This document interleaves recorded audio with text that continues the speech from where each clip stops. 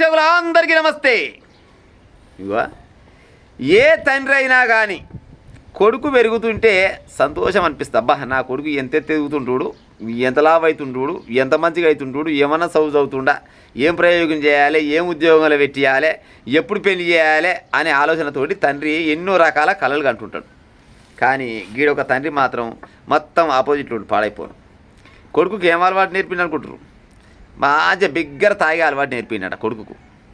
బిగ్గర తాగే అలవాటు నేర్పి రోజు వైన్ షాప్లో తాగేదంట. ఇవాళ కూడా వైన్స్కి పోదామన్న బిడ్డ అన్నట. సరే పని ఆయన పోదామని కొడుకు అన్నాడట. ఏడికి పోదామంటే వైన్ షాప్ కాడంటే వైన్స్ కాడికి పోతారు. వైన్స్ బంద్ అయిందట. నాయన వైన్స్ బంద్ అయితే బంద్ అయింది కానీ తెలంగాణ రాష్ట్రంలో వైన్స్లు పోతే లేకుంటే లేకపోయాము. కానీ బెల్ట్ షాపులు కరబా, బెల్ట్ షాపులు 24 గంటలు నడిచేదేనే. బెల్ట్ షాప్కి పోదామంటే పోదాం పా అన్నారట. బెల్ట్ షాప్ కాడికి పోయారట. తర్వాత పెట్టగానే బెల్ట్ షాపులు తీసిరట. ఏంటంటే మందు ఉందంటే ఉందన్నారట. కోటలు తెచ్చుకోరట, 2 కోటలు తెచ్చుకోరు, 3 కోటలు తెచ్చుకోరు, పుల్లుబాటలు తెచ్చుకోరు, గుద్దిసి పెట్టిరు. బిగ్గర తాగిరట. బిగ్గర తాగినాక చిన్నగా ఉయ్యాల జంపాలనుకుంటే ఇంటికి వచ్చిరట. ఇంటికి రాగానే తర్వాత తీసిరట. తర్వాత తీసి ఇంటికి పోయి మంచం మీద కూర్చోరట. తండ్రి కొడుకులు ఇద్దరు కూర్చోగానే ఫస్ట్ అంట తండ్రి అంట కొడుకుంటే ఒక దెబ్బ కొట్టిండట. ఎందుకు కొట్టినావు నాయన అన్నట. ఏదో అనుకున్నాడు. సరేలే తాయిన వైకాలు కొరత కొట్టిండే అనుకున్నట. 1 పోయి 2, 2 పోయి 3, 3 పోయి 4 దెబ్బలు వేస్తూనే ఉన్నట. వేస్తుంటే చినుకు గాలివాన అయ్యి కొడుకుని తండ్రి ఎటగొట్టినైతే సావ కొట్టుడు కాదు, ఏకంగా సావ కొట్టినట.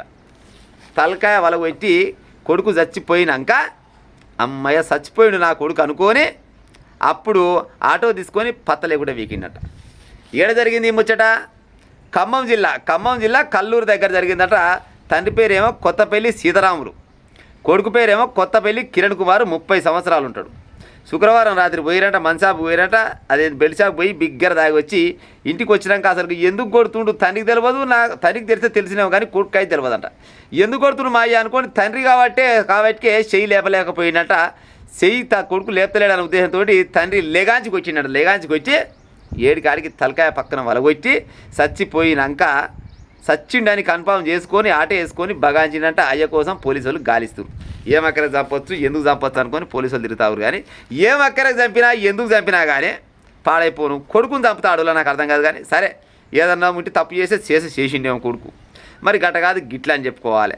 గంతే కానీ కొడుకుకు సొయ్యలేనంత తాగుడు దాపిచ్చి కొడుకుని చంపే అంత కోపం ఏమెక్కడికి వచ్చింది. మరి కొడుకేం తప్పు చేసిండు ఏం కథ అనుకొని ఊళ్ళో మొత్తం అందరూ గుసగుస పెడుతురంట. ఇవాళ రేపట్ల మొత్తం విషయం కూడా తెలుస్తుంది. తెలిసినాక మొత్తం చెప్పే ప్రయత్నం చేస్తా. కానీ ఎవరు చేసినా కానీ గిసోడి పని మాత్రం చాలా తప్పన్నట్టే లెక్క.